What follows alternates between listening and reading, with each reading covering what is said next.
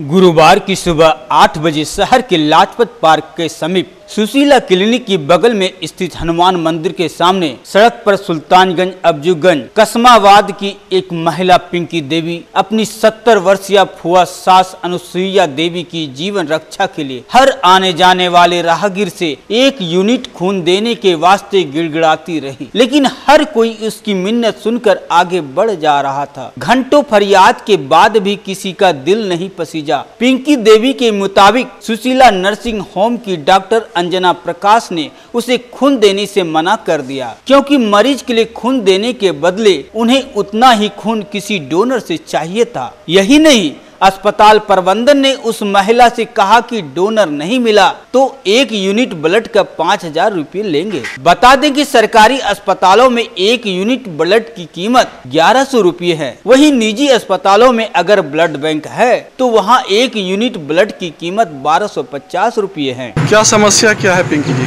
मेरी फुआ सास है, उनका 1.5 महीना से ऊपर हो गया, कमर का हड्डी टूट गया, उसका बेटा पोता पोती कोई नहीं लेके आया। हम मिलने गए थे तो हमको देखा नहीं गया। पैसा अब तक खर्च हुआ है? अब तक की कम से कम 50,000 के ऊपर भाग गया और अभी ऑपरेशन का पैसा 28,000 बाकी है। अब क्या दिक्कत आ रही है? और आज क्या दिक्कत? खून मांग रहे हैं तो खून हमारे पास नहीं है। हम पब्लिक से, हम भगवान से विनती कर रहे हैं, कोई भगवान रूप में आके खून दे दे। डॉक्टर क्या बोली है?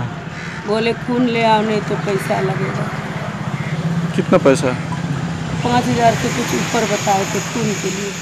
अस्पताल की जिम्मेदारी देख रहे विपिन का कहना है कि 70 वर्ष की महिला की हिप की हड्डी के ऑपरेशन में कोई भी डॉक्टर अमूमन 60 से 65,000 रुपये ले लेता। मरीज की मिन्नत के बाद हमने 51,000 रुपये में ऑपरेशन किया, जिसमें से अभी 23,000 रुपये ही जमा है, शेष लेना है। उन्होंने बताया कि इस ऑपरेशन में लगभग 75,000 रुपये मरीज के खर्च होंगे। यह पूछने पर कि आखिर इतना खर्च करने के बाद भी अस्पताल 1 यूनिट ब्लड के तय रेट 1250 की जगह 5,000 रुपये क्यों मांग रहा है, और यह भी कह रहा है कि मरीज की मौत पर जिम्मेदार डॉक्टर नहीं परिजन होंगे। विपिन ने कहा कि वह सिर्फ अस्पताल की देखरेख करता है, वह तो मैडम के अधीन है, मालकिन तो मैडम है, इस तरह के फैसले मैडम ही कर सकती है। मेरे कहने का मतलब है सर, अभी जैसे ब्लड के लिए वो बैठ गया, अगर ब्लड अगर आप उसको चढ़ा देते हैं तो वो तो बाद में आपको एडजस्ट हो जाए, पैसा तो उसको देना ही है। नहीं कर सकते ना, ब्लड देख के मैम जो है ब्लड का इंचार्ज मैडम,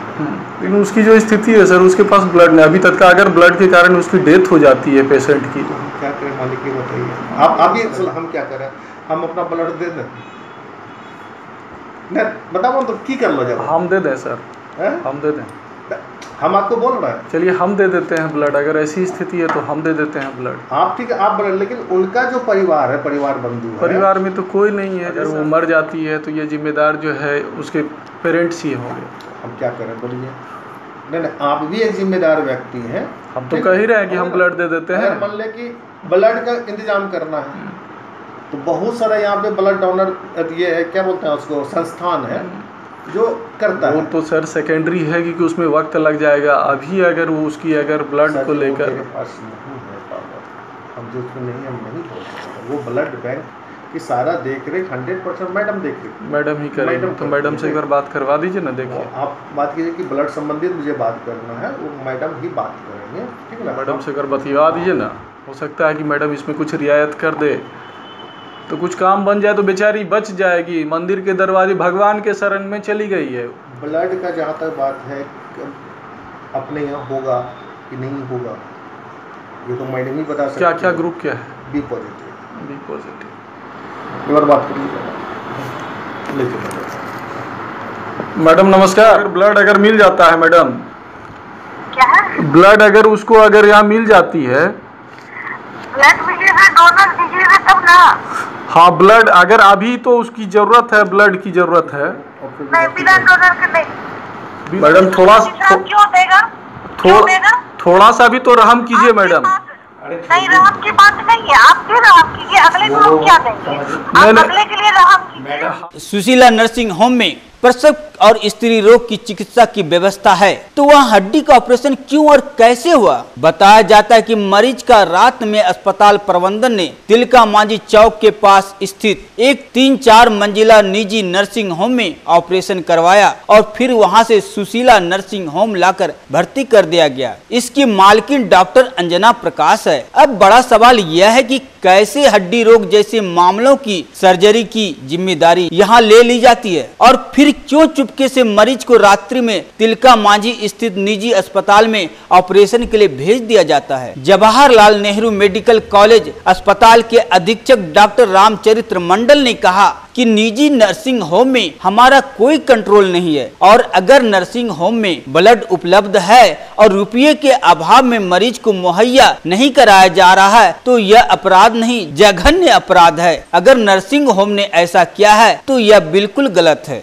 नर्सिंग होम में हाँ, अगर ब्लड है, अगला कह रहा है कि ब्लड है, नर्सिंग होम ब्लड नहीं रख सकता। कौन नर्सिंग होम में की बात कर रहे हैं? ये सुशीला डॉक्टर अंजना प्रकाश, सुशीला को तो ब्लड बैंक है ना सर। तो अगर ब्लड है सर, तो अगर ब्लड अगर नहीं दिया जा रहा है पैसे के अभाव में, तो ये अपराध के श्रेणी में आता है सर।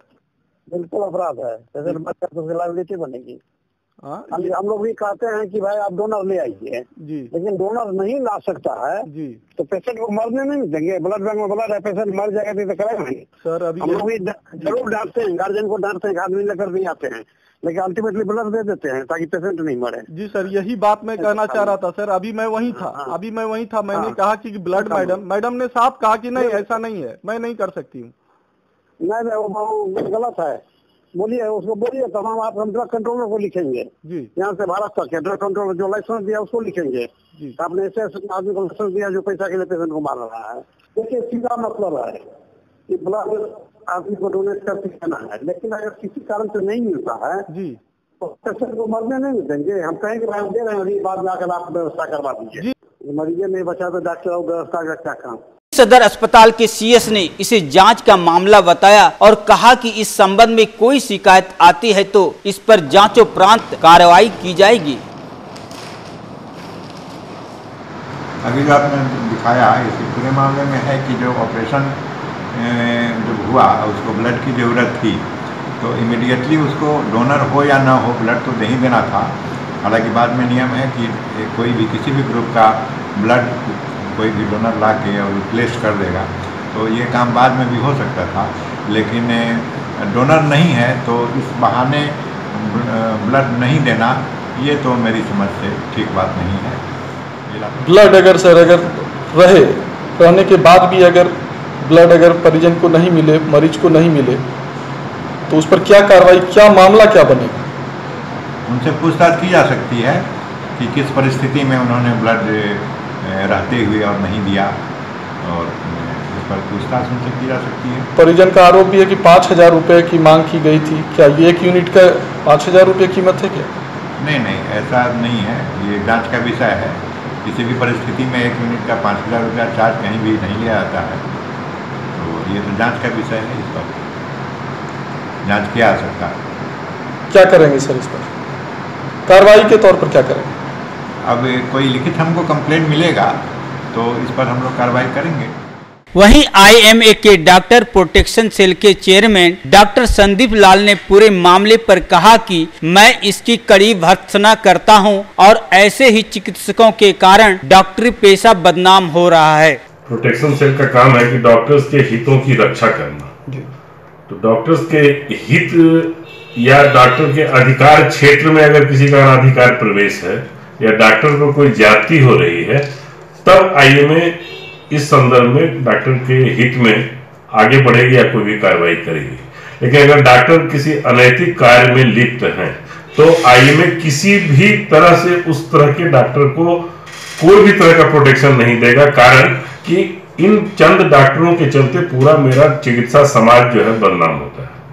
आप जो संदर्भ में बता रहे हैं कि ब्लड बैंक वो नहीं है और ब्लड का कीमत 5,000 रुपया लिया जा रहा है, अगर ये सही है तो ये बहुत ही अनुचित और बहुत ही गलत है। और प्लस बनता है कि पहले उसके जीवन की रक्षा करें। और जहां तक प्राइवेट नर्सिंग होम में फी और ये सब है, ये सब बात की बात है, लेकिन पहला कर्तव्य बनता है कि हम उसका जीवन का प्राण का रक्षा करें। अगर इसमें हम सर्जरी करते हैं और सर्जरी में अगर ब्लड की जरूरत होती है तो ये चिकित्सक का फर्ज है कि वो ब्लड मुहैया करें और बाद में जो भी उनका खर्च है या जो उचित शुल्क है वो आप ले सकते हैं, क्योंकि अगर प्राइवेट में आप इलाज कर रहे हैं। अगर आपके द्वारा जो जानकारी प्राप्त हुई और सन्मार्ग में जो न्यूज छपा है, अगर ये हकीकत है तो हम इसकी निंदा करते हैं और ऐसे चिकित्सक के विरुद्ध आईएमए में भी हम एक प्रस्ताव लाएंगे कि ऐसे चिकित्सकों के हित की रक्षा के लिए आईएमए कभी नहीं खड़ा हो, जो कि पूरे चिकित्सक समाज को बदनाम करने में लगा हुआ है। ये घनघोर अनैतिक है, अमानवीयकृत है और अवश्य इस पर कार्रवाई होनी चाहिए। अगर ब्लड बैंक में ब्लड है, इसके बाद भी अगर परिजन की मौत हो जाती है ब्लड रहते हुए, अगर ब्लड नहीं, ये बहुत जघन्य अपराध है, ये अपराध है। शुक्रवार को नगर निगम के डिप्टी मेयर राजेश वर्मा इस संबंध में जानकारी प्राप्त होने के बाद सुशीला नर्सिंग होम पहुंचे। वहां उन्होंने मरीज से बात कर उनका हालचाल जाना और परिजनों से भी बात की। साथ ही आश्वासन भी दिया कि अगर किसी प्रकार की परेशानी हो तो बेहिचक मुझे बताएं, मैं उसका निश्चित तौर पर समाधान करूंगा। आज सुशीला हॉस्पिटल आने का मुझे आज सुबह जब अखबार को देखा तो उसके माध्यम से मुझे पता चला कि एक सुल्तानगंज की रहने वाली वृद्ध महिला जिनका अपनी पीठ की हड्डी जिनकी शायद टूट गई थी, तो उनका ऑपरेशन हुआ था और ब्लड के लिए बड़ी चिंतित थी और उन्होंने कल यहाँ पर बजरंगबली के यहाँ पर माथा भी टेका। इतनी तकलीफ में उनको कोई सहारा देने वाला नहीं था। मुझे इस बात की जानकारी प्राप्त हुई, उनके लिए 2 यूनिट ब्लड की व्यवस्था कर मैं यहाँ आया था, लेकिन अभी दीदी ने बताया कि उनके लिए किसी ने 2 यूनिट ब्लड की व्यवस्था कर दी है। फिर भी मैंने अपनी तरफ से उनको आश्वस्त किया कि यदि किसी भी तरह की आवश्यकता होगी, एक छोटे भाई के रूप में मैं हमेशा उनके साथ हूँ और उनको जो भी इलाज में कमी पेश होगी उसे पूरा करने का काम करूँगा। सन्मार्ग के लिए भागलपुर से राजकुमार की रिपोर्ट।